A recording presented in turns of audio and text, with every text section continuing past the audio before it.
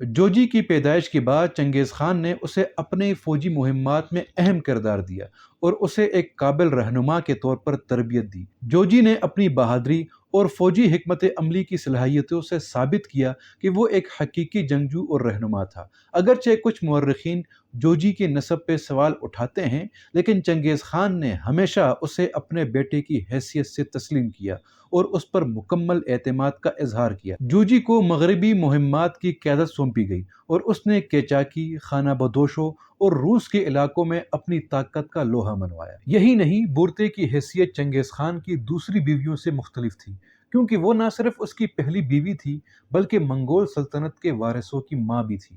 ان کے 4 بیٹے جوجی، چغتائی، اغدائی اور تولی منگول سلطنت کے مستقبل کی تشکیل میں اہم کردار ادا کرنے والے تھے۔ بورتے اور چنگیز خان کی یہ کہانی ہمیں بتاتی ہے کہ تاریخ کے سخت گیر کرداروں کے پیچھے بھی وفاداری، محبت اور قربانی کی کہانیاں چھپی ہوتی ہیں۔